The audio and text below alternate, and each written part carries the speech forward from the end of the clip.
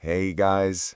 Tonight, we begin with a gentle wander through places that once thrummed with life, laughter, and probably the occasional awkward royal scandal, but now exist mostly in dust and rumor. So, dim your lights, maybe grab a lukewarm cup of tea, settle into a chair that won't creak too much, and let's float away into the kind of history that doesn't care about kings, armies, or battles, but rather about entire cities that simply decided to vanish. Because why not start the night with a little existential meditation on the impermanence of human civilization? Our first stop is a city called Palenque, tucked away in what is now southern Mexico. Palenque is a Mayan city that flourished somewhere around the 7th century.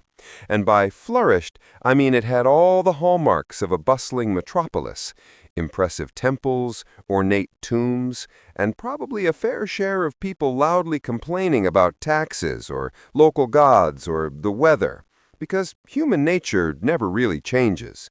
Of course, much of Palenque's appeal now is that it's mostly quiet. You can almost hear the ghosts of the Mayan elite sighing into their intricately carved stone walls, maybe grumbling about having to live in a hot jungle, but at least they had fancy architecture to distract them. It's ironic, really. These people were experts in city planning, astronomy, and writing systems, far more complex than we might want to admit. And yet, like so many other cities we'll visit tonight, Palenque didn't survive. Disease, political instability, environmental shifts, it all added up to a gradual decline. There's no dramatic apocalypse here, no cinematic siege, just the slow fade of a city that people forgot to maintain. And honestly, if you ever spend an afternoon wandering through the ruins, it's easy to feel a strange kind of peace, imagining that maybe the Mayans just got tired and walked away. Let's drift north a bit, toward the city of Cahokia, near what is now St. Louis, Missouri. Cahokia was the largest pre-Columbian city north of Mexico. At its peak, somewhere around the 11th century, it had tens of thousands of inhabitants. That's right, tens of thousands, living in wooden structures, building massive earthen mounds, and probably gossiping about which family had the best maize crop. Unlike Palenque, Cahokia didn't have stone temples that last for centuries. Wood is charming and warm, but also incredibly forgetful. Fires, rot, and the general impatience of the human body contributed to Cahokia's disappearance. What's fascinating is that while we often think of cities fading because of invasions or earthquakes, Cahokia's decline might have been mundane. Political tensions, overuse of resources, maybe even some minor climate shifts that made farming tricky. Imagine living in a city where the elite are getting a little too demanding and the farmers are getting a little too tired, and suddenly the whole thing just disperses. It's a reminder that most of history isn't grand drama. Sometimes it's just people shrugging and leaving town. And while we're drifting along the Mississippi River, we might as well mention Mohenjo-Daro, one of the crown jewels of the Indus Valley civilization. Now, Mohenjo-Daro is genuinely impressive because it shows a level of urban planning that even today's engineers would glance at and say, well, that's neat. Streets laid out in perfect grids, advanced drainage systems, public baths. Honestly, the Indus Valley people probably laughed at us when they saw our traffic jams. But here's the thing. We still don't really know why Mohenjo-Daro disappeared. Theories abound. River shifts, floods, droughts, possibly even internal social collapse. Whatever the cause, by around 1900 BCE, this city, once humming with artisans, traders, and probably the occasional bored bureaucrat, was abandoned. And in that abandonment, there's a kind of quiet dignity. Cities don't always fall with a bang. Sometimes they just go to sleep. Now, let's drift to Ani, perched high in what is now eastern Turkey. Ani was a medieval Armenian city, often called the City of 1,000 Churches. And yes, it probably lived up to the hype. The skyline would have been dotted with domes, spires, and of course, bells ringing, because of course, every city needs some sort of ambient noise that eventually gets ignored. Ani's decline is a classic tale of shifting borders and changing fortunes. Empires rose and fell, trade routes moved, earthquakes shook the foundations, and eventually people just moved on. Today, Ani's ruins are skeletal silhouettes on the horizon. If you sit there long enough, the wind almost feels like it's whispering, "We used to care about commerce and cathedral bells, but now we just enjoy sunsets." Floating further east, we arrive at Great Zimbabwe, in modern-day Zimbabwe. And yes, it's impressive. Massive stone structures, complex social hierarchies, and probably the occasional petty squabble over who gets the best view of the plains. Great Zimbabwe was a hub of trade, particularly in gold. But like so many other cities we've seen tonight, it didn't vanish because of invasion or catastrophe. Instead, the city slowly emptied. People moved on, likely in search of better farmland or more reliable water sources. Stone remains stubbornly holding the story of a city that decided, quite peacefully, to stop being a city. And speaking of peaceful disappearances, let's glide toward the lost city of Ubar in the Arabian Peninsula. Sometimes called the Atlantis of the Sands, Ubar was an important caravan hub. You can almost imagine camels trudging through dunes, merchants arguing over dates and frankincense, and someone inevitably misplacing the city's maps because, well, sand.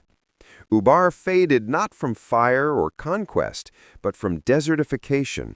The environment quietly claimed it, and humans moved along. There's something almost poetic about that, a city swallowed by sand, leaving only whispers of trade routes behind. And now, let's linger for a moment on Petra, because of course we do. Petra is famous for its rock-carved architecture. People tend to think of it as exotic, dramatic, romantic, but if you're listening quietly tonight, imagine the more mundane side. Traders navigating narrow canyons, local rulers enforcing tax rules, and artisans chipping away at sandstone under the sun, grumbling about blisters. Petra declined primarily because trade routes shifted.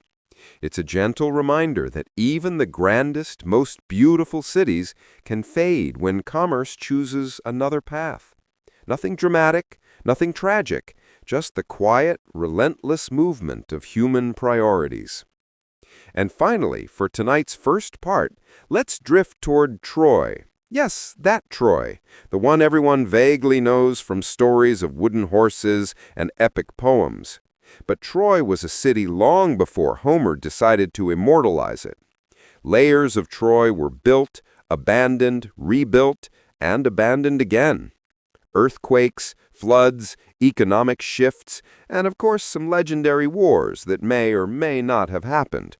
What's beautiful about Troy, in our gentle nighttime reflection, is that it reminds us how cities are never static. They're layered, fragile, and sometimes mysteriously quiet when the people decide to move on.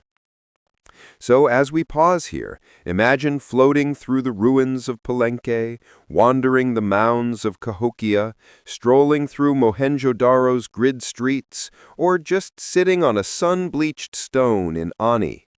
Imagine the gentle hum of history that persists even after the people leave, a kind of calm reminder that not all stories end in fireworks. Some end in soft echoes, in whispers of sand, stone, and memory. Welcome back, friends. Settle back into that chair, maybe adjust your blanket, let your eyelids drift, and imagine that soft, timeless hush of a city no one walks through anymore. Tonight, we continue our slow stroll through places that were once full of people who had opinions, arguments, and probably a few questionable fashion choices, all of which have quietly faded into dust. Let's begin by gliding toward Hattusa, the capital of the Hittite Empire in what is now Turkey. The Hittites were serious about diplomacy, treaties, and, of course, building cities on top of hills because why not? Hattusa was surrounded by walls thicker than a modern bank vault, probably in case anyone decided diplomacy wasn't enough and they needed to throw rocks. Archaeologists have uncovered grand palaces, temples, and gatehouses with intricately carved lions that were mostly for dramatic effect, because nothing says, "we mean business," like stone lions glaring at your neighbors. And yet, Hattusa vanished. The Hittite Empire collapsed around 1200 BCE, possibly due to a mix of internal strife, invasions, and some classic overextension. Today, wandering Hattusa, you might notice the occasional pile of rubble, and that's about it. The city isn't dramatic, it's just quietly absent. The Hittites left, and history sort of shrugged. Next, let's drift east toward Angkor, in modern-day Cambodia. Angkor is famous for Angkor Wat, that enormous temple complex you've seen in every slightly exotic screensaver ever. But Angkor was more than just temples.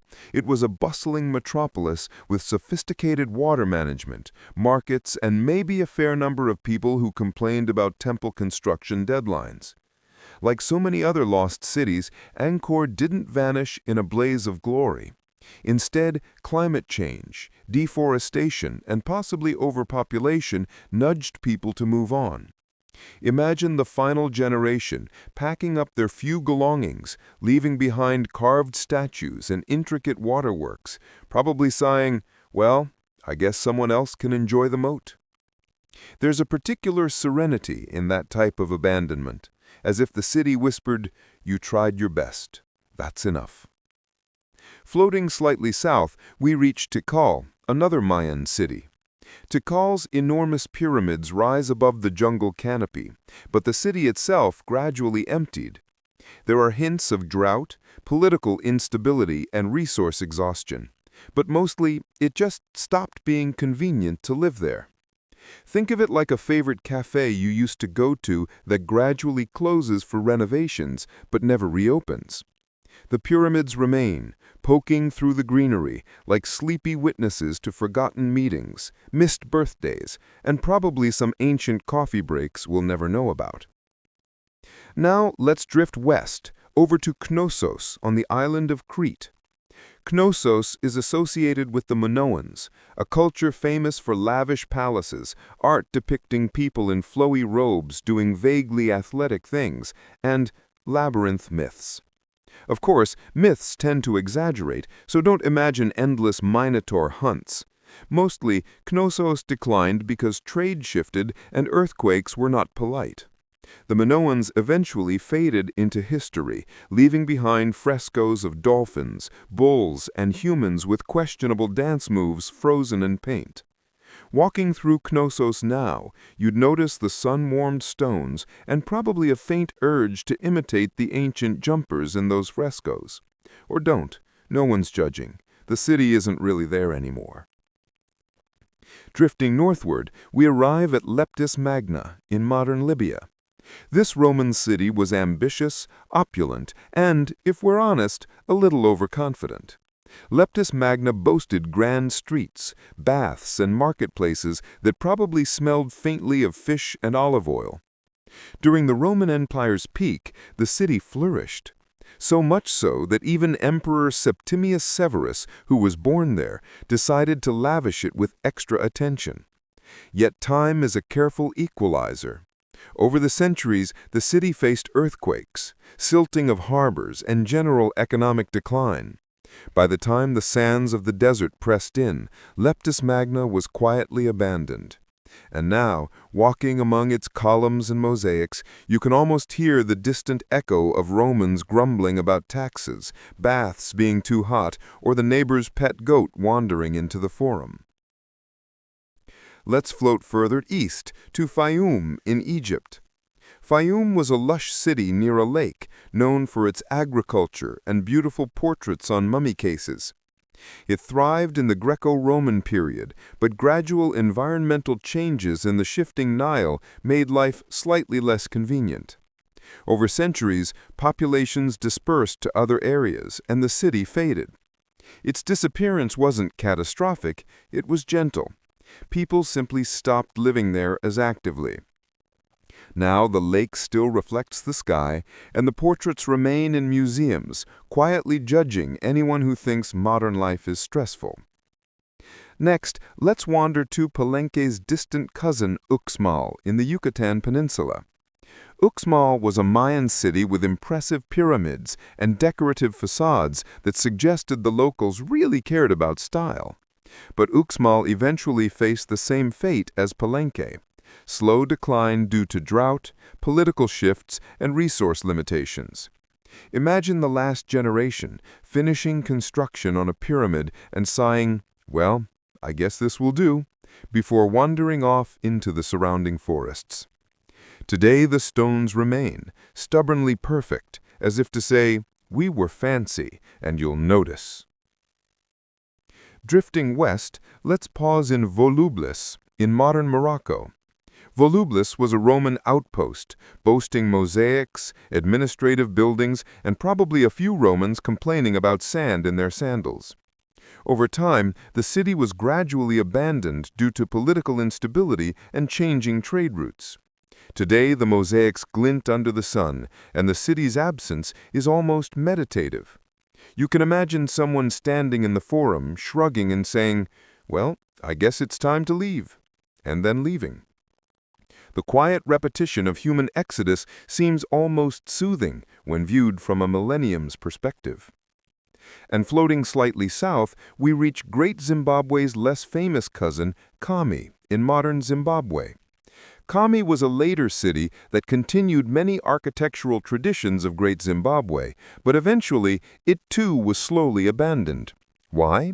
Probably the usual suspects: resource depletion, climate change, and people wanting better farmland elsewhere. Nothing dramatic, nothing catastrophic.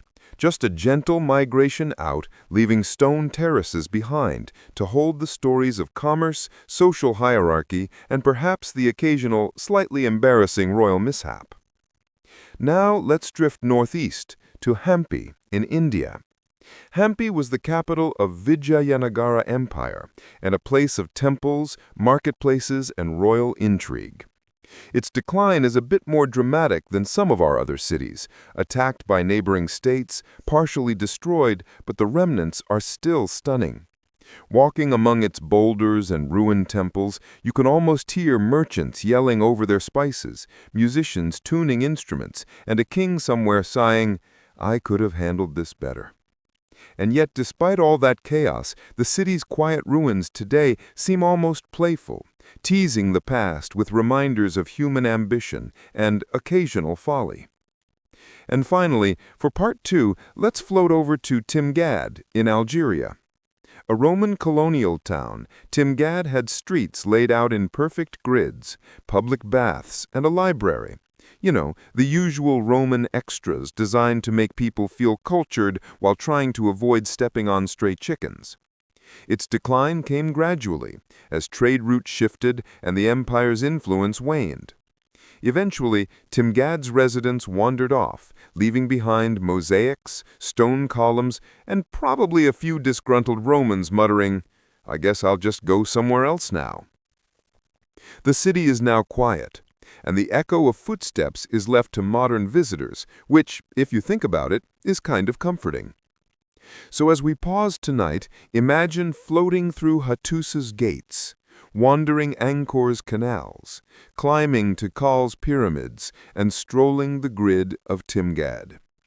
Each city is a whisper from the past, a gentle reminder that human ambition is fleeting, and sometimes all it takes is a quiet shrug from nature, politics, or geography for an entire metropolis to fade into memory. Take a slow breath. Adjust your posture. Let your thoughts drift as lightly as the sands over Ubar or the moss over Angkor's walls. Because, dear listeners, our journey through the cities lost to time is far from over. There are still deserts, rivers, and forests full of forgotten stones waiting in part 3. Welcome back, friends. Sink a little deeper into that chair. Maybe stretch your legs and sigh out whatever tension you've been carrying. We're continuing our slow, sleepy drift through cities that humanity once cared about, only to, eventually, politely, forget.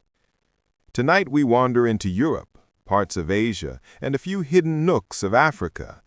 Think of it as a gentle stroll through ghostly streets, quiet courtyards, and crumbling walls, where the echoes of the past are soft and oddly soothing. Let's start in Europe, with a city called Pompeii.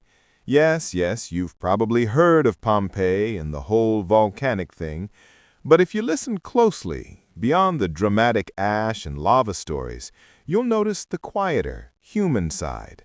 Pompeii was a bustling Roman city with baths, taverns, bakeries, and probably a shocking number of people complaining about traffic in the Forum.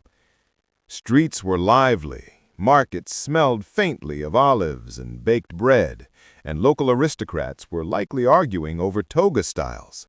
Then Mount Vesuvius decided to, well, and the city froze. But frozen cities are still cities. The human footprint remains, in plaster casts of bodies, graffiti on walls, and traces of daily life. It's a somberly fascinating reminder that sometimes cities don't fade gently, they get paused, like a theater performance someone forgot to resume.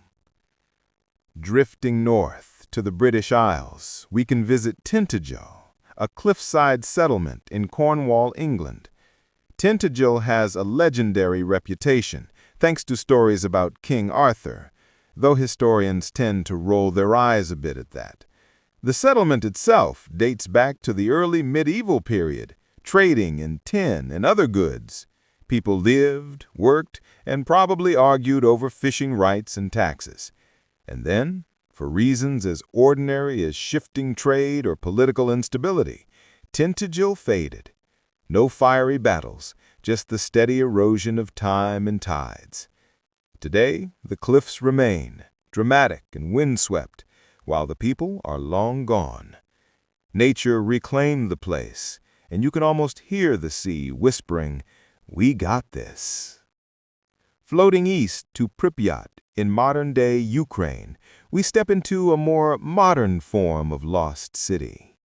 Pripyat was built in the 1970s to house workers for the Chernobyl nuclear power plant. It thrived with schools, shops, and the occasional bureaucratic meeting that probably got tense over staplers. Then, disaster struck, or more accurately, a nuclear accident occurred in 1986. The city emptied almost overnight. It's one of the more modern examples of a ghost town, where the absence of people feels stark and eerie. Yet, in the quiet of its abandoned amusement park, cracked streets, and empty apartments, there's a strange beauty, a reminder of human impermanence and the delicate balance we maintain with the world around us. Drifting further east, we encounter Takeda Castle in Japan, sometimes called the Castle in the Sky. Perched on a mountaintop, it was a feudal stronghold during the 15th and 16th centuries. Takeda Castle wasn't abandoned because of dramatic sieges, though sieges did happen. It declined because the ruling clan's influence waned, political power shifted elsewhere, and eventually, no one maintained the fortifications. The walls crumble quietly into mist each morning, and if you arrive in autumn, the surrounding clouds often look like the city is floating. There's something meditative about that. A reminder that even fortified cities eventually answer to gravity, weather, and human forgetfulness. Continuing our slow drift, let's pause in Merv, in modern-day Turkmenistan. Merv was once a thriving Silk Road city, full of traders, gardens, and what were probably endless arguments over caravan pricing. At its peak, Merv was one of the largest cities in the world, which is impressive considering there were no motorized scooters to cause traffic jams. But over time, invasions, shifting trade routes, and environmental changes led to decline. By the 14th century, it was largely abandoned. Walking through the ruins today, you can imagine merchants sighing over sand getting into their scrolls, and scholars wondering if the next camel caravan will ever show up. It's quiet, but not melancholy, more like the calm after a particularly exhausting citywide meeting. Drifting slightly south into Africa, we reach Gao on the Niger River in Mali. Gao was an important center of the Songhai Empire, bustling with trade in gold, salt, and probably the occasional fine woven robe. The city thrived for centuries, yet eventually environmental changes and political shifts led to its decline. What's charming about Gao is that its disappearance wasn't dramatic, it was slow and almost polite. One generation after another gradually moved, leaving behind structures and stories in the sand. Visiting the ruins today, you can almost hear the faint laughter of traders and scholars drifting across the river long after their voices stopped being necessary for survival. Floating west again, we drift into Ephesus in modern-day Turkey. Ephesus was a Greek city that later became Roman, famous for its massive theater, temples, and marketplaces. At its height, it thrived with commerce, politics, and people complaining about their neighbors' building projects. The city slowly declined due to shifting river courses, earthquakes, and economic change. Imagine the last market day, merchants packing up goods, children chasing chickens across the agora, and someone sighing, "Well, this is probably fine. Let's leave it to the wind." And that's essentially what happened. Today, Ephesus exists as a tourist destination, but the everyday hustle and subtle irritations of city life are long gone. Let's drift north to knights' castles in Eastern Europe, many of which sprouted towns at their bases, like the semi-forgotten settlements near Crac des Chevaliers. These towns were once buzzing with blacksmiths, bakers, and the occasional overworked knight who complained about his armor.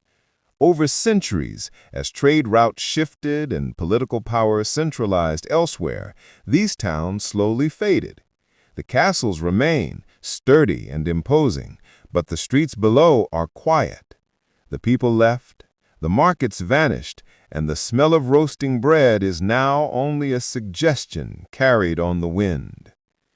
Drifting slightly east again, we reach Ani, the medieval Armenian city we briefly touched on earlier.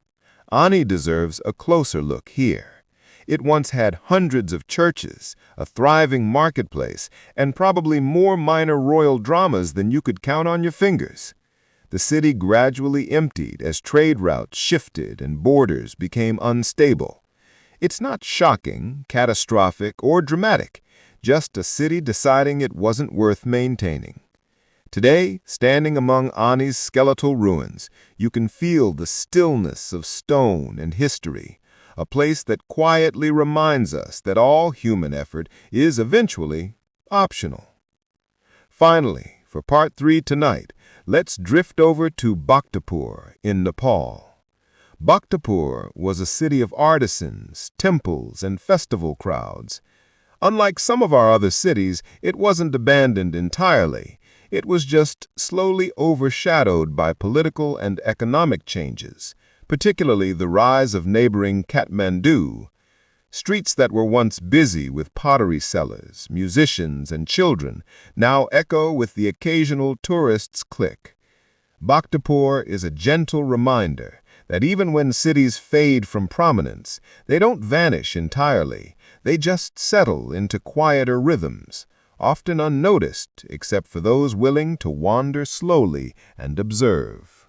So, as we pause tonight, let your mind drift gently over ancient streets, ruined temples, and silent marketplaces. Imagine merchants arguing quietly over prices, artisans smoothing clay, scholars dusting off scrolls, and children chasing each other through stone corridors. These cities aren't gone in a dramatic sense. They're merely whispering now. They remind us that human ambition is persistent, but also fleeting, and that sometimes history's most profound lessons are learned in silence. Take a slow breath, adjust your blanket, and let your mind linger for a moment on these forgotten places. The journey isn't over. There are still desert cities, island settlements, and a few mysterious ruins that time has almost completely swallowed, waiting for part 4. Welcome back, friends. Settle a little deeper into your chair. Maybe stretch your arms and sigh, letting the weight of the day drift off. Tonight, we wander through cities that once bustled and now exist almost entirely in whispers. Deserts swallowed them, islands isolated them, and sometimes people simply decided to walk away. So let's float gently into these forgotten corners, where the world moved on and history quietly sighed. Let's start in Mesa Verde, in what is now Colorado, USA. Mesa Verde is famous for its cliff dwellings, and yes, they are impressive. Imagine families carving their homes directly into sandstone cliffs, probably complaining about the awkward angles while hanging laundry. The ancestral Puebloans thrived here for centuries, farming, trading, and probably gossiping about who got the sunniest patio. But over time, environmental stressors, drought, soil depletion, and maybe even some poor crop rotations led people to abandon Mesa Verde. The dwellings remain, perched dramatically on cliffs, but the sound of children running, of families cooking, of arguments over pottery placement is gone. Just quiet stone, and perhaps the occasional wind reminding us that people used to be here. Drifting south into Bolivia, we find Tiwanaku, an Andean city near Lake Titicaca. Tiwanaku is remarkable with massive stone structures, ceremonial platforms, and precise carvings that suggest the inhabitants were meticulous and maybe a little perfectionistic. The city thrived from around 300 CE to 1000 CE.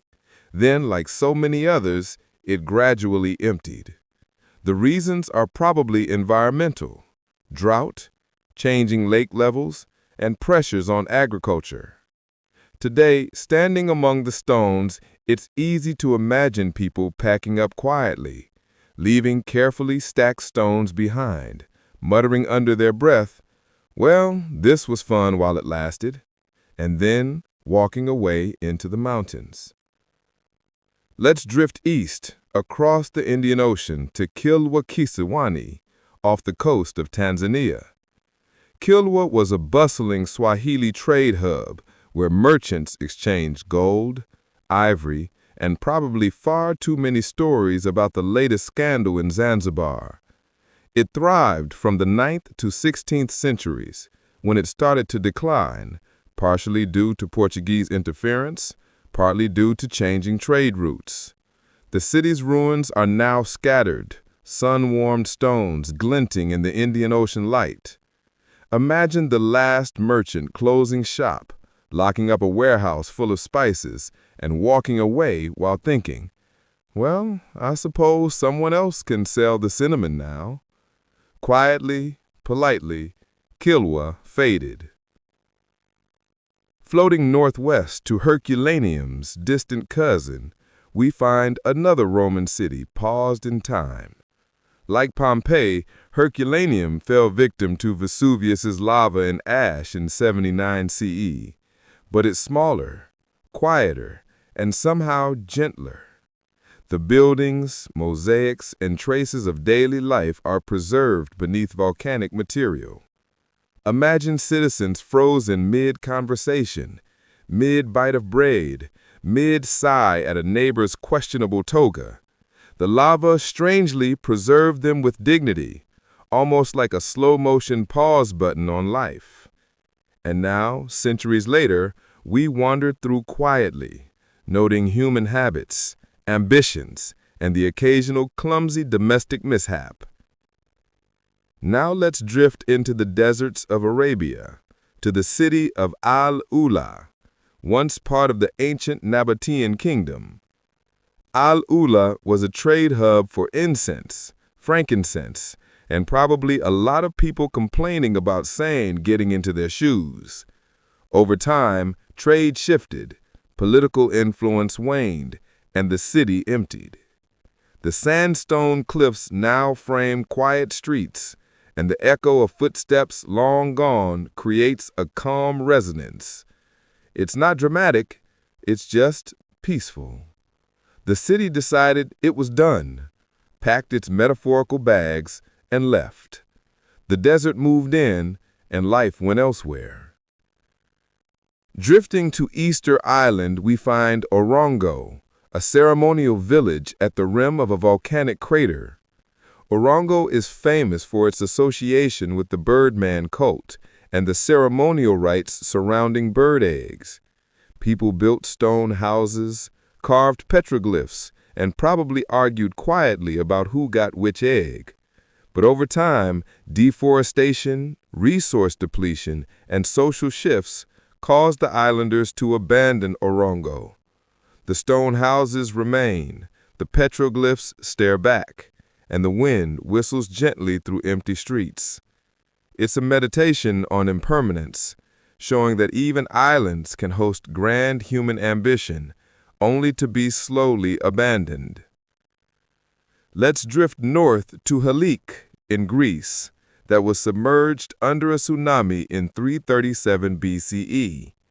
Unlike Pompeii, Halik's disappearance was dramatic, but even here, it's more quiet than you might think.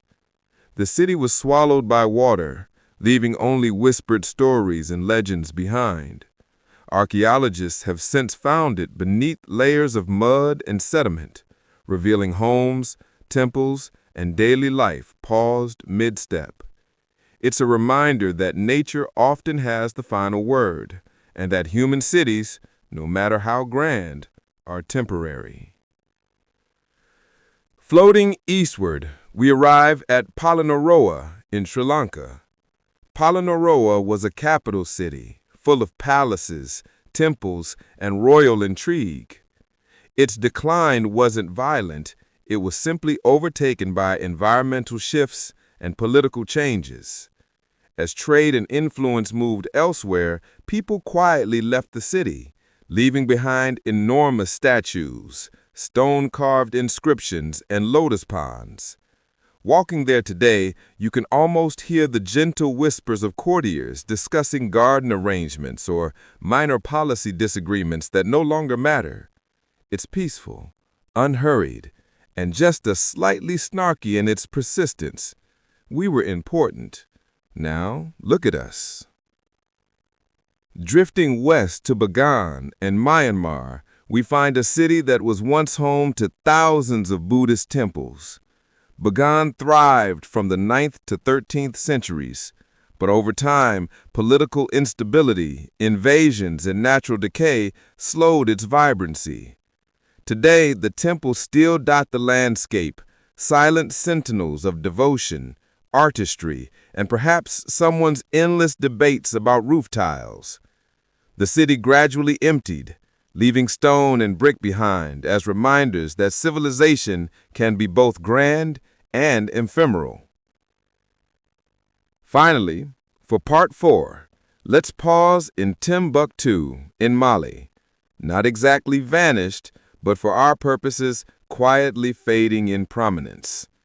Timbuktu was once a hub of scholarship, trade, and probably people arguing endlessly about the best way to store manuscripts. Over centuries, shifting trade routes and political instability caused its influence to dwindle. Today, the streets are quieter. The libraries still hold treasure troves of manuscripts, and the city whispers stories of human ambition that once attracted scholars from across the Sahara. It's a perfect way to end tonight's drift, a city that didn't vanish completely, but gradually settled into a softer, quieter rhythm. So let's pause here, friends.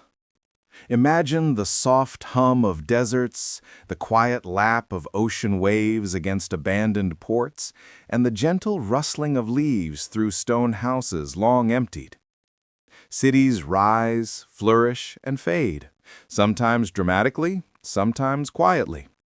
And as you sit there, perhaps with eyelids heavy and thoughts drifting, you can let the whispers of these lost places lull you into reflection. Humanity is ambitious, fragile, and fleeting, and sometimes the most beautiful stories are told in silence. Take a deep, slow breath. Adjust your pillow or blanket if needed. Let your mind linger in deserts, islands, and forgotten temples. And tomorrow, or perhaps in Part 5, we'll continue our drift through more hidden cities, remote settlements, and the subtle ways in which human ambition meets the inexorable march of time. Welcome back, friends. Settle fully into your chair, maybe pull a blanket around your shoulders, and let your eyelids get heavy. Tonight we conclude our gentle wander through cities that humanity once treasured, only to leave behind quiet streets, sun-warmed stones, and whispers of life.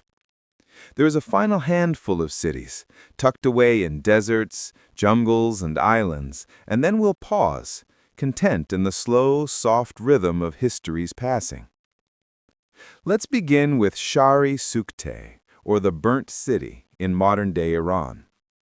Shari Sukte thrived around 3200 BCE, with houses made of mud brick, streets arranged in careful grids, and people probably muttering quietly about neighbors borrowing tools without asking.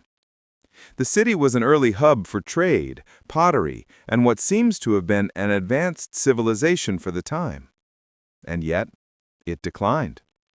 The reasons aren't dramatic. Environmental changes, water shortages, and the slow fading of trade routes did the work. Today, archaeologists dig through layers of ash and sand, finding remnants of ordinary lives frozen in time. It's strangely comforting, imagining families packing up, muttering, "Well, I guess it's time to go," and quietly walking away. Drifting east, we find Banpo, near modern Xi'an, China.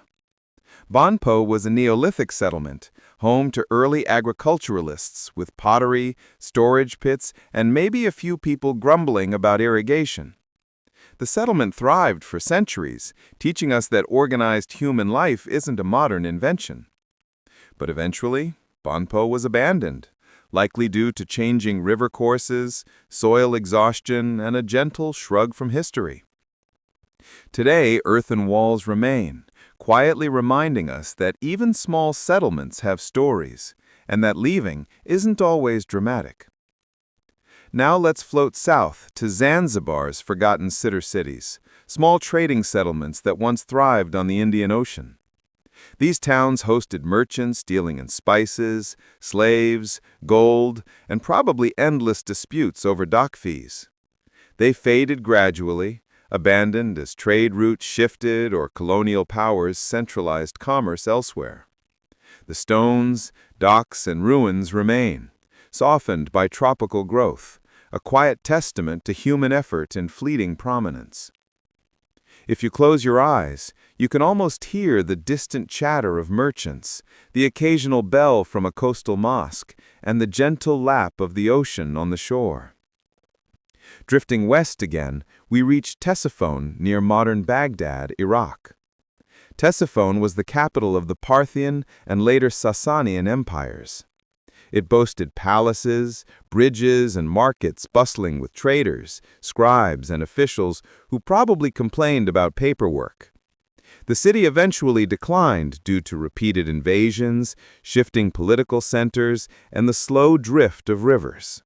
Today, only a single arch remains standing. It's a quiet sentinel of empire, a gentle reminder that even the mightiest cities can be reduced to whispers of brick and stone.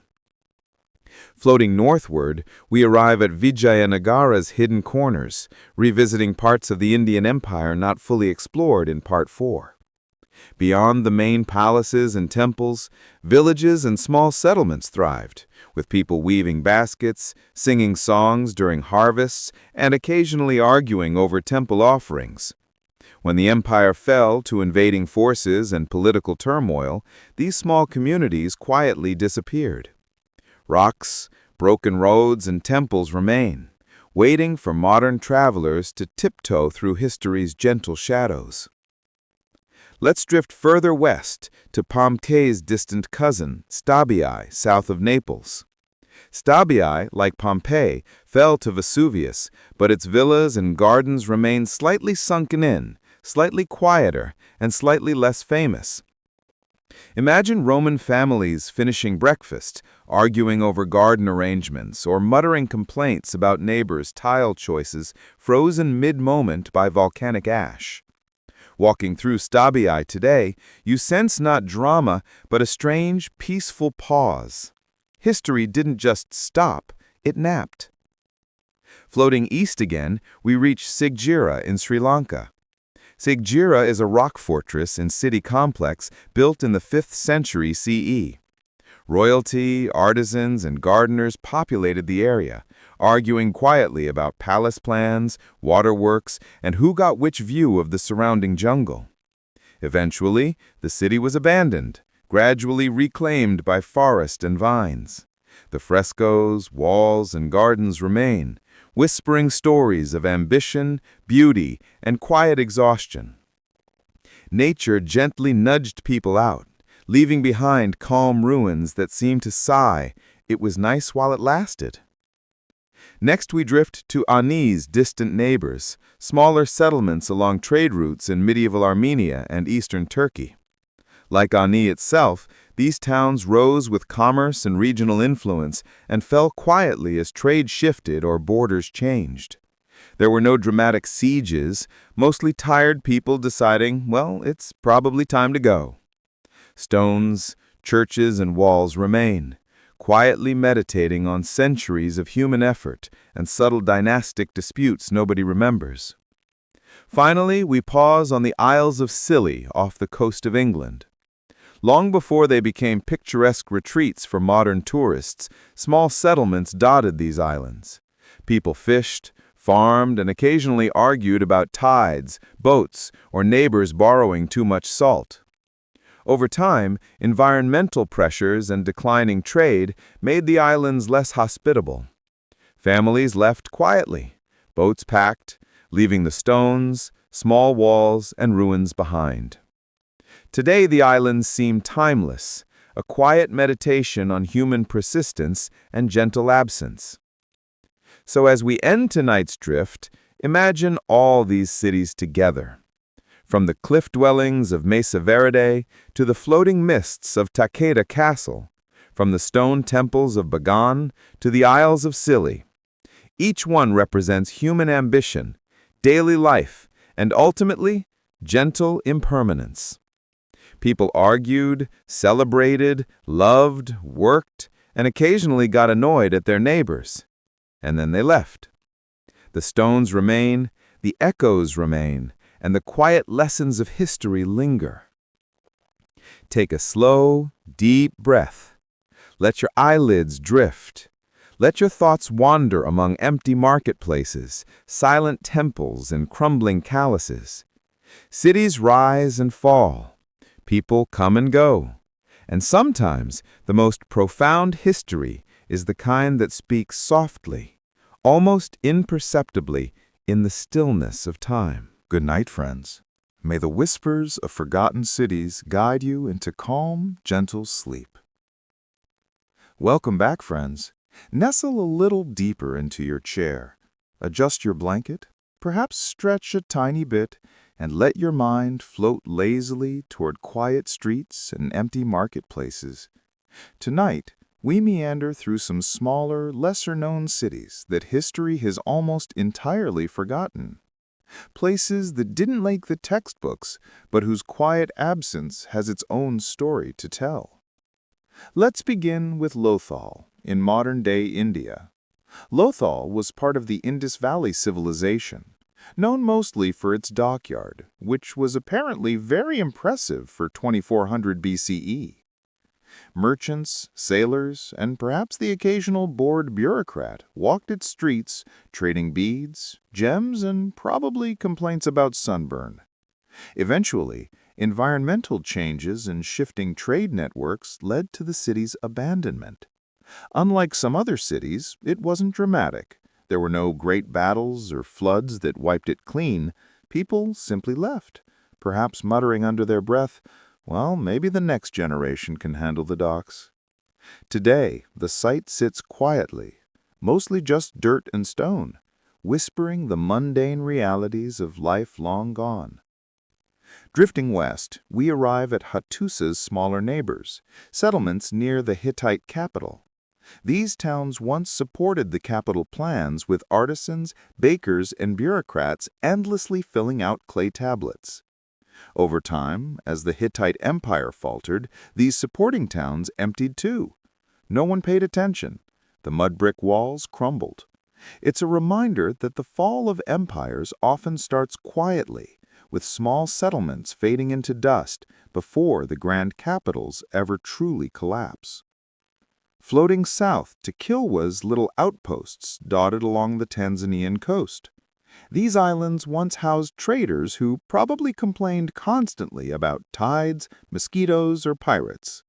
Over centuries, as trade centralized elsewhere, the population gradually dwindled. Today, the small stone foundations peek through greenery, a calm meditation on the ephemeral nature of commerce and human attention.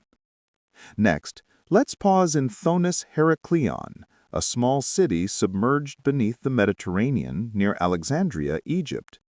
It was once a bustling port with docks, temples, and administrative buildings where merchants argued over shipments of grain and perfume. Over time, rising water levels and the silting of the Nile Delta led the city to slowly sink beneath the sea. Unlike Pompeii, there's no volcanic pause here, just a quiet, persistent claim of the ocean. Walking the site underwater, archaeologists discover statues and ceramics, whispers of trade, and the faint echoes of a city that chose to retire to the waves. Drifting west to Alba Fusens, a small Roman town in Italy, we find another quietly abandoned settlement. Alba Fusens once had streets, temples, and forums, all carefully laid out. Over time, political shifts, rural migration, and changing strategic importance led people to leave. Today, the stones of its walls and buildings sit mostly undisturbed, as if politely waiting for someone to notice their quiet dignity. Floating east again, we encounter Cahokia's overlooked outskirts, smaller villages and satellite communities that supported the great Mississippian city. When Cahokia's population declined, these smaller sites emptied too. Fields once cultivated with maize now lie fallow. Wooden palisades slowly rot. And yet, in their quiet abandonment, there's a strange beauty, a city and its surroundings that simply decided to let go.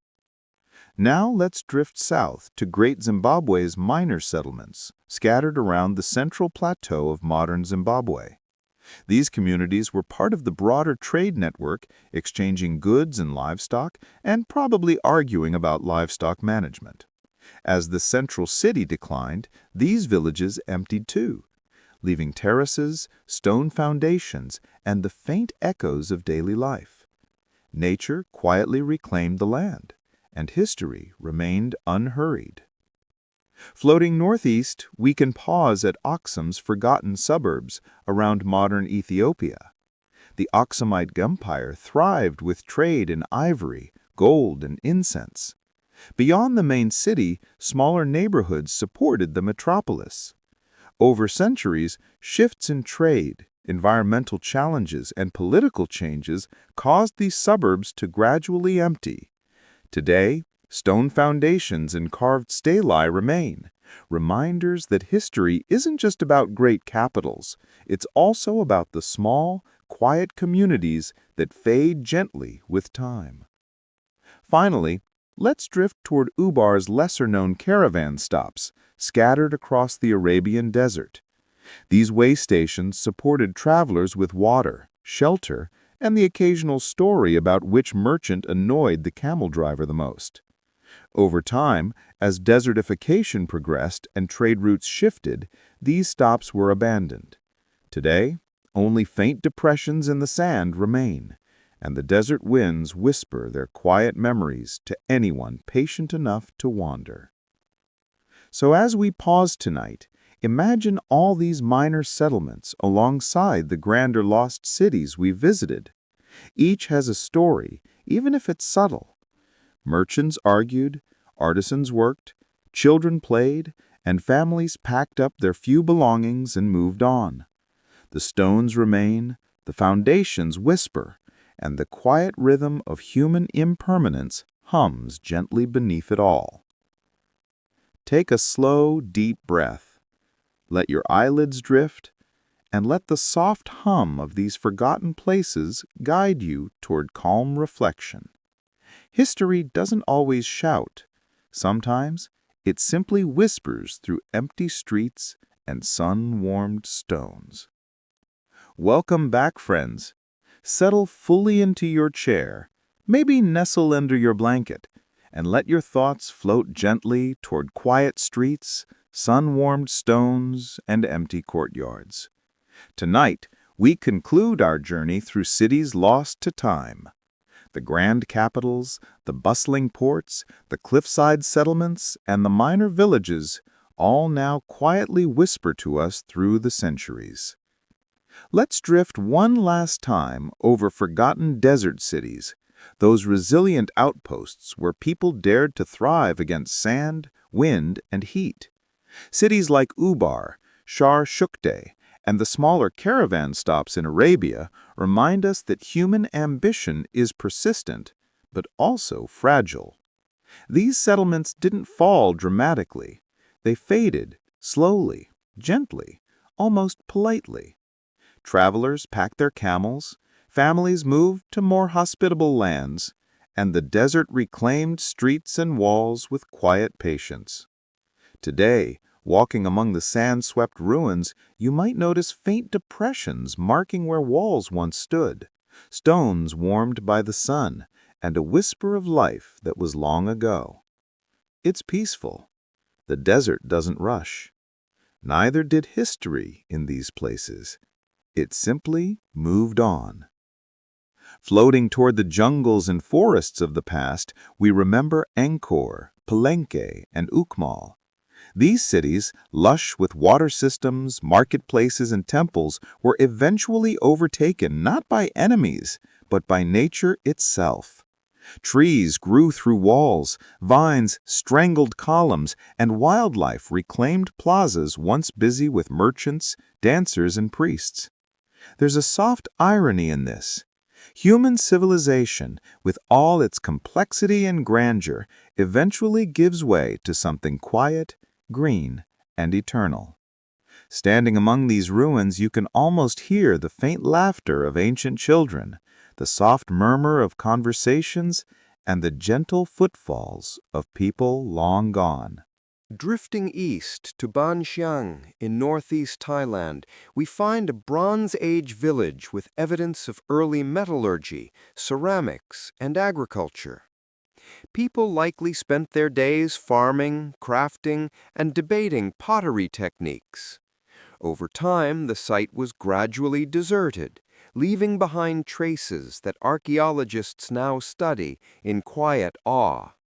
Imagine children running through the empty streets, unaware that centuries later their homes would become lessons in human ingenuity and impermanence. Floating south, we reach Punt, an ancient region of northeastern Africa, often mentioned in Egyptian records. While its exact locations remain debated, trading settlements along its coasts likely thrived on incense, gold, and exotic goods. Eventually, environmental changes and shifts in trade caused these settlements to be abandoned. The sands, winds, and time slowly erased their presence, leaving little more than whispers in ancient papyri. The quiet here is palpable, almost meditative. Now drifting west, we explore Sarmakan's forgotten satellite towns around the famed Silk Road city. Merchants, scholars, artisans, and minor nobility occupied these small settlements, quietly supporting the hub of trade and learning. Over centuries, political shifts, environmental factors, and trade realignments caused these towns to empty. Today, the ruins, walls, and foundations remind us that not all cities vanish in grandeur. Some simply fade softly into memory.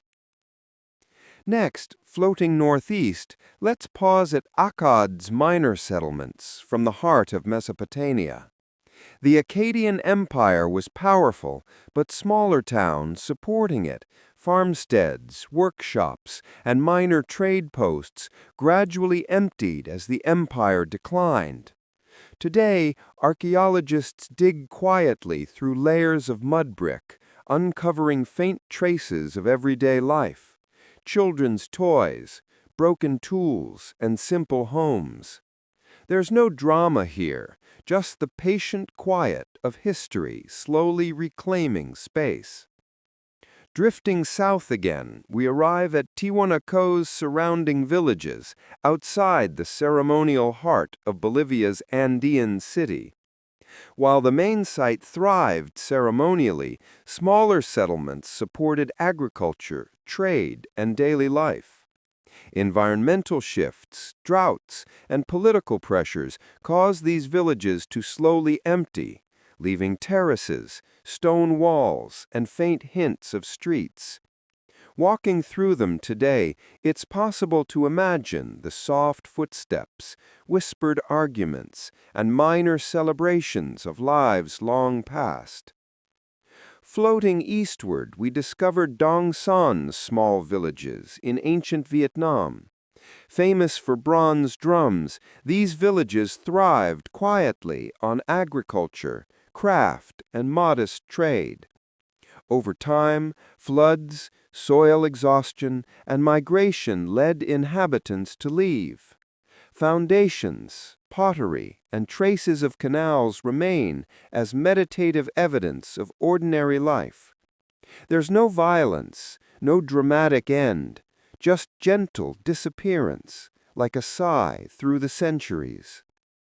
Next, let's drift to Nabatean settlements outside Petra, small towns and outposts that quietly supported the desert capital. Merchants, guards, and artisans lived, worked, and occasionally complained about camel caravans. Eventually, shifts in trade routes caused depopulation. Sand and wind reclaimed streets and walls. Today, small stone ruins peek above desert dunes, soft reminders of human persistence and gentle impermanence. Finally, for Part 10, let's pause in remote Andean villages near Machu Picchu, far from the tourist gaze. People cultivated terraces, built simple homes, and observed sacred rituals. Over time, smaller villages emptied as populations moved toward valleys or were absorbed into larger centers. Terraces and foundations remain, moss-covered and quiet. Walking through them, you can almost hear the hum of daily life long gone, soft and repetitive, like a lullaby carried on mountain winds. So, as we conclude Part 10, imagine all these remote, minor, and rediscovered settlements together. From deserts to mountains, islands to river valleys, each city, town, or village tells a story of quiet ambition, ordinary life, and gentle disappearance. Merchants argued, children played, artisans worked, and families quietly packed their few belongings and moved on. Stones remain, foundations whisper, and history hums softly in the empty streets. Take a deep, calm breath. Let your mind drift through sun-warmed stones, empty courtyards, and overgrown terraces. Let the soft echoes of these forgotten cities lull you into calm reflection, meditation, or gentle sleep. History doesn't always shout. It whispers, patiently and softly, if you listen carefully. Good night, friends. May the quiet traces of forgotten cities guide your dreams slowly and gently as you drift toward the timeless calm of history's embrace. Welcome back, friends. Nestle fully into your chair, adjust your blanket, and allow your thoughts to drift over deserts, mountains, forests, and oceans. Tonight, we finish our journey through cities lost to time. Not with a dramatic bang, nor a final battle or fire, but with gentle reflection on what remains when humans leave behind only stones, ruins, and whispers. Take a moment to imagine it all. From the cliff dwellings of Mesa Verde to the submerged streets of Pavlopetri, from Angkor's overgrown canals to the tiny Himalayan hamlets quietly abandoned, history stretches before us as a tapestry of ambition, ordinary life, and impermanence. Each city, village, or outpost tells a story not just of rulers or wars, but of children playing, merchants trading, artisans crafting, and neighbors quietly arguing over small, mundane matters. Consider Pompeii and Stabiae, frozen mid-moment by a volcanic pause. Life halted, but in doing so left us a rare, almost meditative window into ordinary existence. Bread on tables, children chasing chickens, minor domestic quarrels, all preserved in ash. There is no rush here, no urgency, only quiet reflection, a gentle reminder that even dramatic moments in history can be soft and contemplative if we pay attention to the human details. Then there are the desert cities, like Ubar or Shar-e-Sukte, slowly reclaimed by sand and wind. These settlements did not end in fire or conquest. They simply faded, quietly surrendered to environmental change, trade shifts, or resource depletion. Standing among their ruins today, one can feel patience itself pressing against stone walls, soft as the wind, whispering that time will eventually touch all human ambition. And what of island settlements? Nanmadol, Orongo, and remote outposts in Micronesia show that isolation doesn't guarantee survival. People built, cultivated, worshipped, and labored, sometimes for centuries, only to leave behind stone foundations and canals, softened by moss and waves. Nature eventually takes the stage, not dramatically, but politely, and human absence becomes part of the rhythm of the landscape. Don't forget the minor cities and villages, the forgotten suburbs of Axum, satellite villages around Great Zimbabwe, or small Silk Road towns near Samarkand. Think about the jungles reclaiming Angkor or Palenque, the mountain terraces near Machu Picchu, or Himalayan hamlets slowly abandoned. Nature doesn't need to hurry. It does not yell. It quietly reclaims. Similarly, history does not demand we remember every settlement. It whispers. And if we listen, we can hear stories of ambition, patience, routine, and the tender ebb of life across centuries. All these lost cities, great, minor, submerged, forgotten, or mysterious, remind us that human life is fragile, ordinary, and fleeting. Merchants argued, children played, artisans worked, rulers planned, and families quietly packed their belongings. Stones remain, ruins whisper, and the echoes of daily life float through time. There is no rush, there is no dramatics, only gentle patience. So, friends, as we conclude this long, slow journey, take a deep, calm breath. Let your mind float over empty marketplaces, silent temples, overgrown terraces, and sun-warmed streets.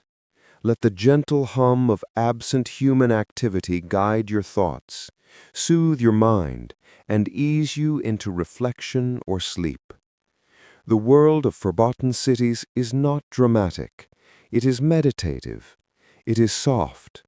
It is enduring yet transient, like us.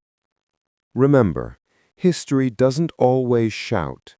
Sometimes it whispers, patiently, softly, and insistently, in the ruins of a city, in the stones of a terrace, in the curve of a canal, or the silence of an empty market.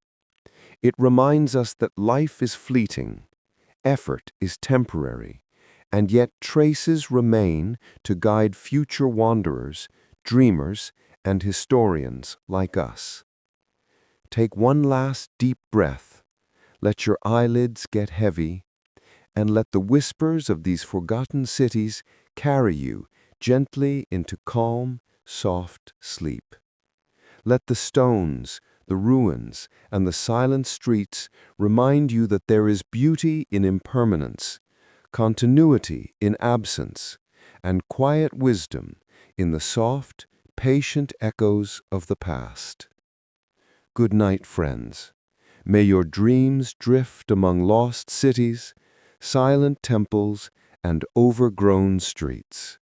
And may you wake with a quiet smile, carrying the gentle patience of history in your heart. Welcome back, friends. Settle deeper into your chair, let the blanket drape softly around your shoulders, and allow your mind to drift further into quiet streets, forgotten courtyards, and the faint traces of human life long past. Tonight, we linger on hidden corners of the world, cities, settlements, and outposts that history almost forgot, yet still whisper their stories if we pause and listen. Let's begin with Shanshan's minor hamlets along the Silk Road in China. Beyond the main city, tiny settlements supported caravan traffic, with families farming, trading small goods, and complaining occasionally about desert dust in their homes. As trade routes shifted, these minor villages emptied gradually. Today, scattered foundations and the occasional pottery shard hint at lives lived quietly, without drama, yet full of ordinary human ambition. Imagine a child chasing a goat across a dusty street, oblivious to the centuries of history they are helping to quietly create. Drifting west, we pause at Zapotin settlements in ancient Central America, lesser-known neighbors of ceremonial centers. Villages thrived with farmers, craftsmen, and small marketplaces. Over time, political shifts, environmental changes, and gradual population movement caused quiet abandonment. Today, terraces, foundations, and faint stone walls remain, softened by vegetation. Walking these sites, it's easy to imagine a slow, ordinary rhythm. Daily chores, whispered arguments, laughter echoing over plazas that now lie silent. It is history at its most gentle, persistent yet fleeting. Now let's float south to Altyn Tepe in modern Turkmenistan. We find a Bronze Age settlement surrounded by mud brick walls and small courtyards. People farmed, built, and debated everyday matters. Eventually, environmental pressures and river shifts caused gradual depopulation. Today, archaeologists uncovered traces of homes, pottery, and the faint hum of domestic life now silenced. The settlement didn't collapse violently. It drifted away, leaving only whispers in the sand. Next, we drift to Qusr al-Qadim, an ancient Red Sea port in Egypt. Merchants, sailors, and workers lived here and traded, quietly handling spices, textiles, and minor disputes over dock seas. Over centuries, silting, trade shifts, and economic decline led to slow abandonment.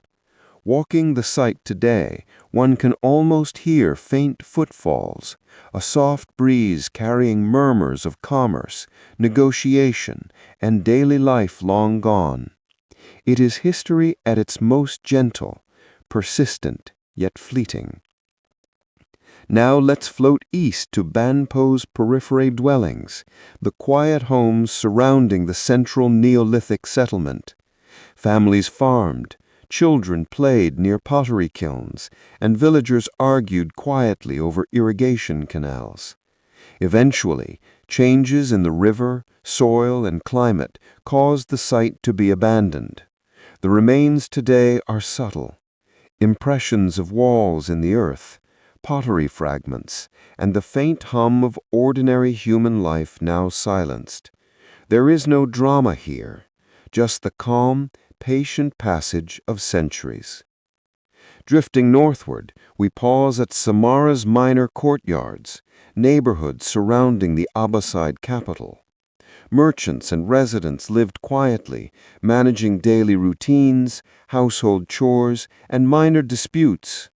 Over time, changing political priorities and environmental factors caused these areas to empty.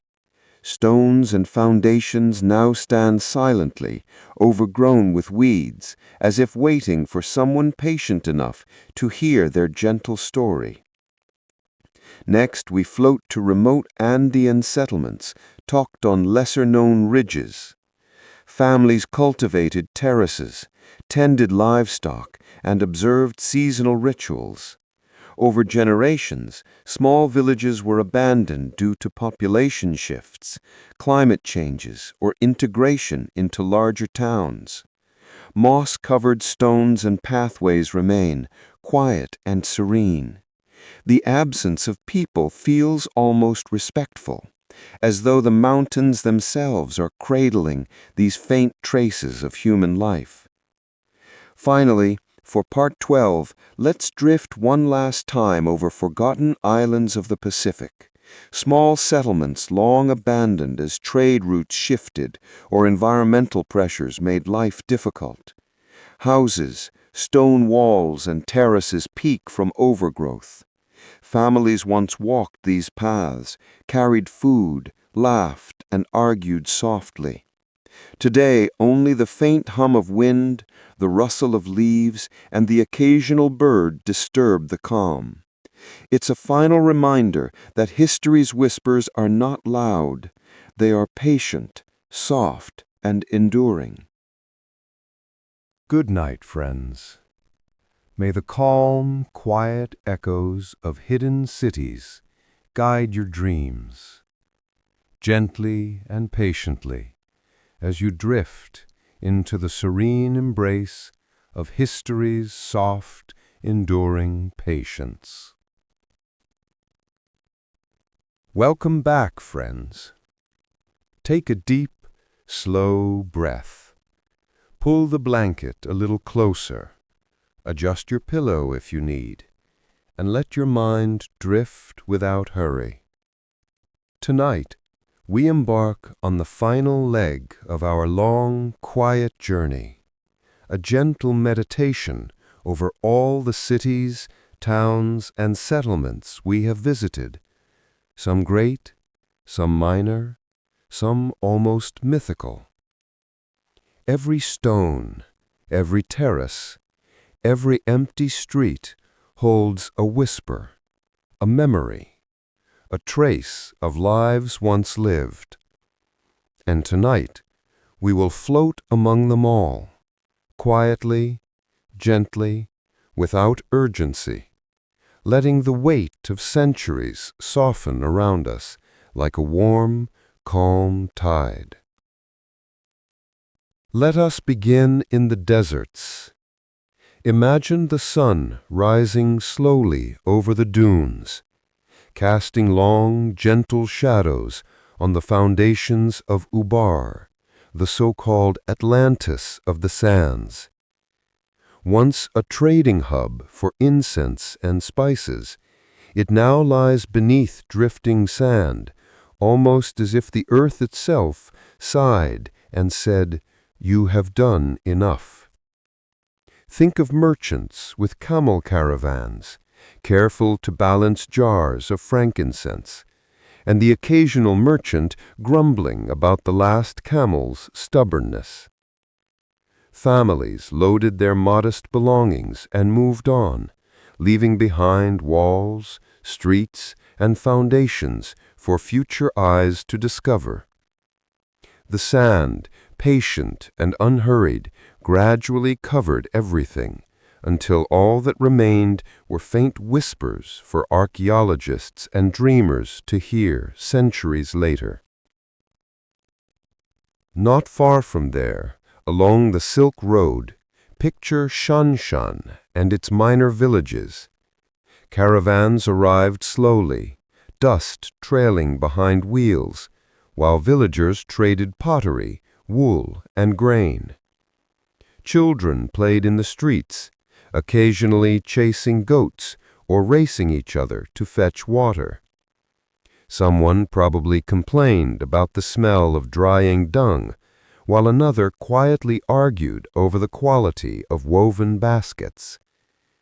Over decades, environmental shifts and changing trade routes led to gradual depopulation. The streets emptied, but the stones remained, softening under the sun, offering a calm, meditative echo of ordinary life long past.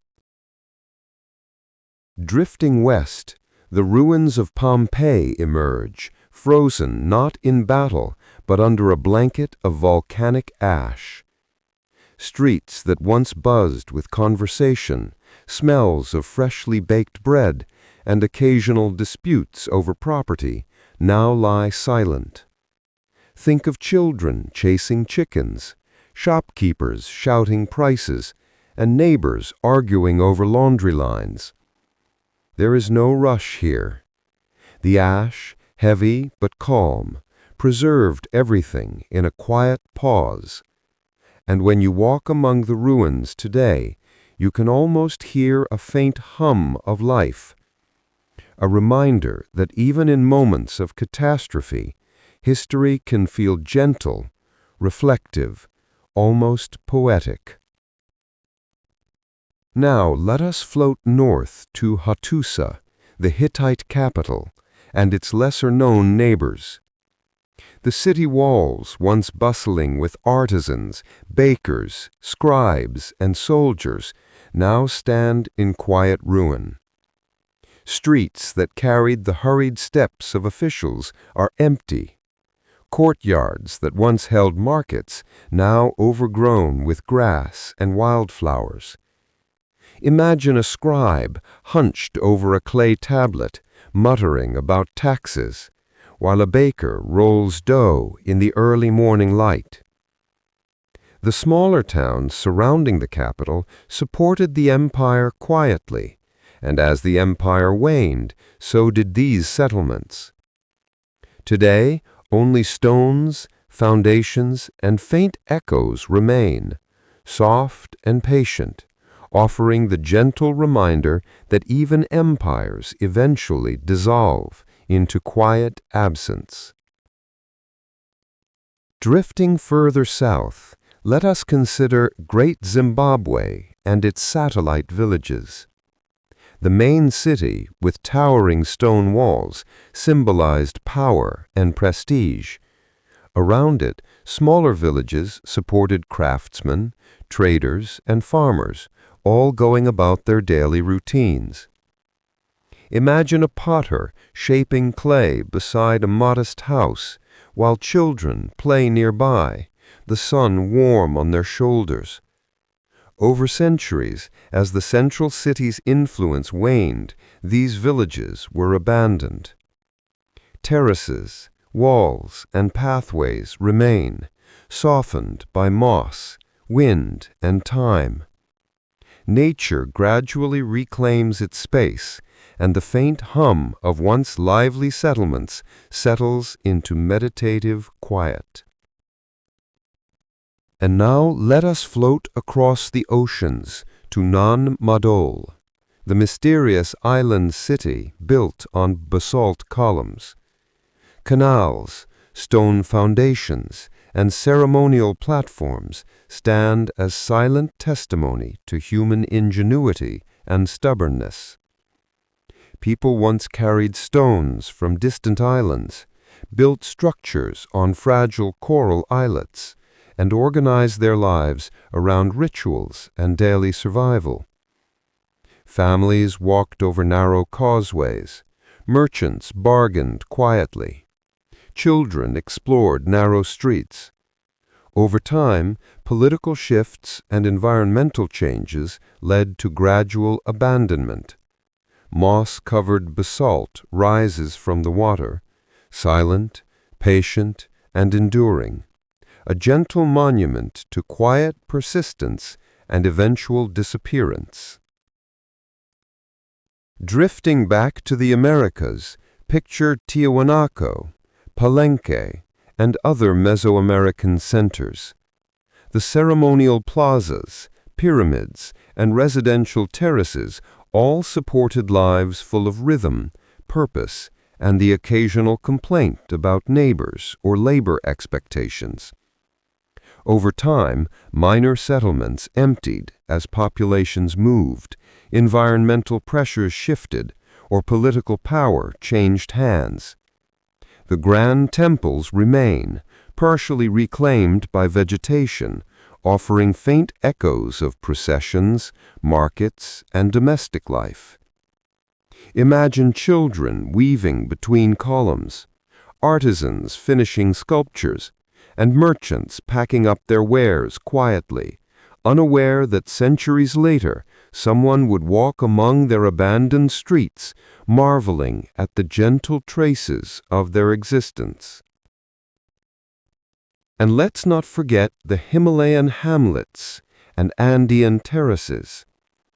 Families cultivated steep terraces, moved livestock along narrow paths, and quietly managed water and crops. Children ran from house to house, neighbors argued softly about irrigation, and festivals occurred at the rhythm of the seasons. Over centuries, harsh winters, isolation, or population shifts caused abandonment. Roofs collapsed, terraces grew over with moss, and winds whispered over stone pathways.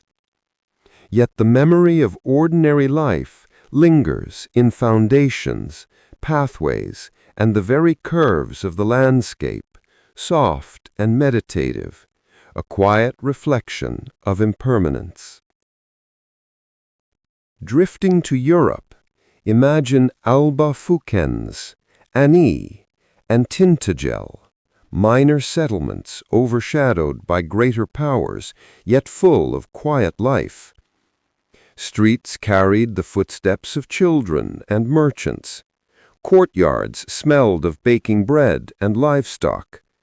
Arguments over minor property disputes were common, as were celebrations of marriages, harvests, and local festivals. Over time, political shifts, trade rerouting, or environmental factors led to gradual depopulation. Stones remained, softened by weather and overgrowth. The quiet absence of people offers a meditative space. Drifting west again, consider desert outposts like Qusayr al-Qadim or remote caravan stops along ancient trade routes. Merchants, travelers, and local families existed in quiet routine, loading camels, managing stores, and occasionally complaining about heat or sandstorms. Over time, shifts in trade routes, silting, or environmental challenges caused these settlements to vanish slowly. Today, faint foundations, sun-warmed stones, and traces of courtyards whisper gently across dunes, like a lullaby carried on the desert wind. Floating toward islands and coasts, picture Gaiti, Kilwa, and other minor Swahili settlements. Coral walls, quiet streets, small markets. These were ordinary spaces, ordinary lives. Over time, environmental pressures, political changes, or population movements emptied them. Walking among the ruins today, the sun warms the stones, the wind carries a soft hum, and the quiet whisper of centuries invites reflection. Imagine children running across empty courtyards, merchants quietly packing goods, families saying gentle farewells. Nothing dramatic, just life, slowly dissolving into absence. Even submerged cities like Pavlopetri or Thonis Herakleon remind us that history is patient and sometimes quiet. Streets and foundations now underwater hint at a rhythm of life that existed long ago. Families walking to markets, fishermen preparing nets, artisans finishing work in quiet concentration. Gradually, water rose, streets flooded, and settlements disappeared from sight. Yet, the remains persist, offering a gentle lesson in impermanence and patience. Standing there, imagining life beneath the waves, one cannot help but feel a meditative calm, a reminder that nothing lasts forever, yet traces endure. And what of minor settlements near great centers, the suburbs of Aksum, satellite villages of Great Zimbabwe, or smaller Silk Road towns New Samarkand? They show us that history is not only written in capitals, temples, and grand battles. Life happens in ordinary streets, in small homes, in gardens, markets, and workshops. These settlements eventually emptied as power shifted, trade routes changed, or populations moved. Yet the remnants of walls, foundations, terraces, and pottery carry the soft echo of daily life, faint but persistent. Now drift with me to remote corners of the Pacific, the Andes and the Himalayas. Think of families tending terraces, children chasing chickens, merchants managing goods, artisans shaping pottery. Centuries later, these villages were abandoned. Roofs fell, walls crumbled, terraces grew over, and winds carried whispers across mountains, plains, and islands. There is no drama here, only the patient, enduring rhythm of absence, softened by nature, gentle and meditative. As we pause tonight, let us imagine all these cities together. Deserts, jungles, mountains, islands, rivers and plains. Imagine children running, merchants negotiating, artisans working, families celebrating, arguing, and quietly departing. Stones remain, terraces whisper, foundations hum softly, history sighs gently, offering reflection, calm, and meditation. It teaches patience, humility, and the beauty of impermanence. Take a deep, slow breath. Let your mind drift across continents and oceans, over sun-warmed stones, empty courtyards, moss-covered terraces, and sun-bleached ruins. Let the faint echoes of forgotten cities guide your thoughts. Calm your mind and ease you into the soft embrace of sleep. History does not always shout. Sometimes it whispers, patiently, softly, insistently, carrying stories of ordinary life and gentle disappearance across the ages. And so, dear friends, as we conclude our journey tonight, remember that the world of forgotten cities is not dramatic.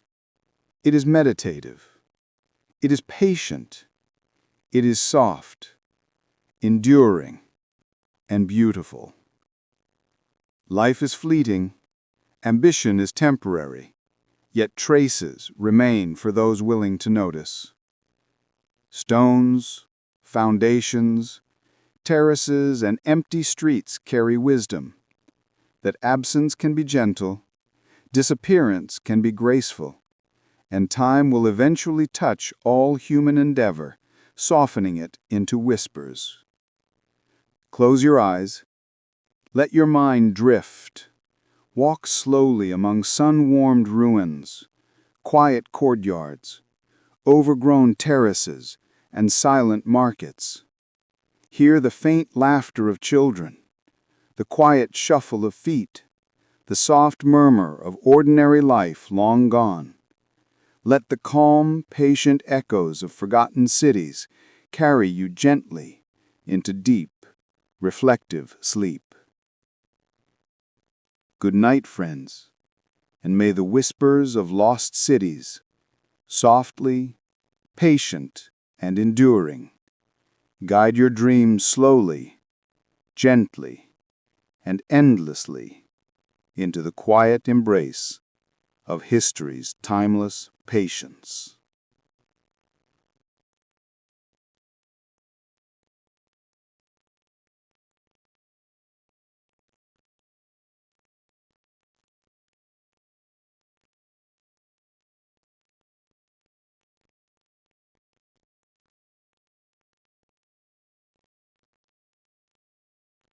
Welcome back, friends.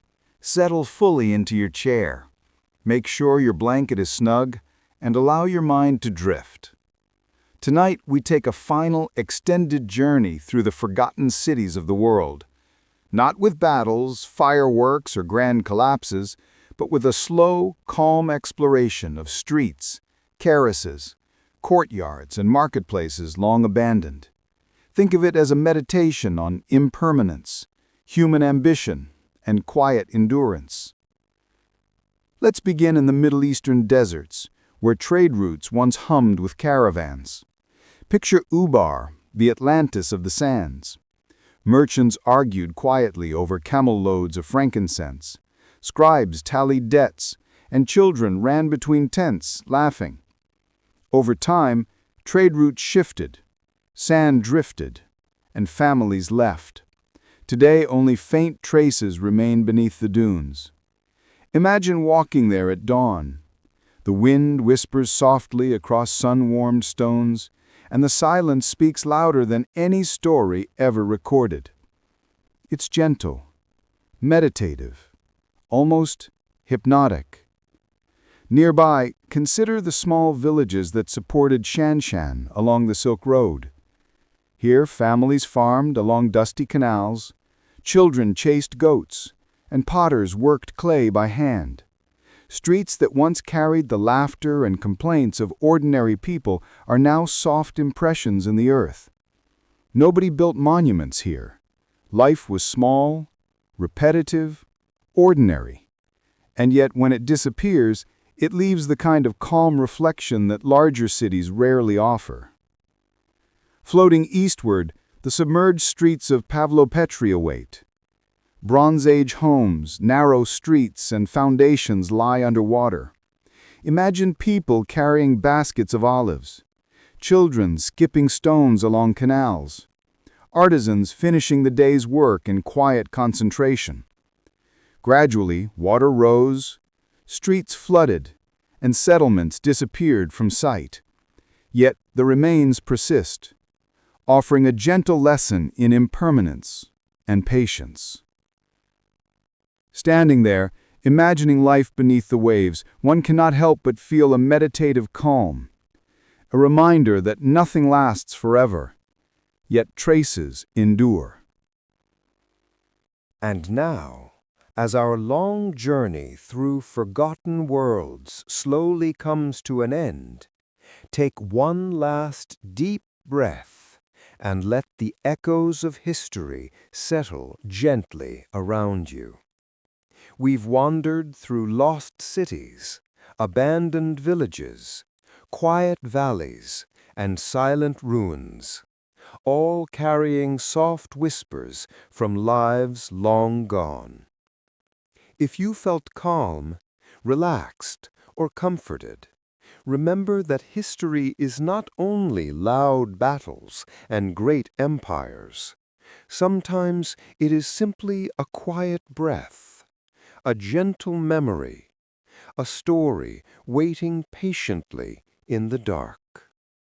If you enjoyed this peaceful journey and you'd like to hear more forgotten stories, slowly told, softly narrated, and crafted to help you relax, then I warmly invite you to stay connected.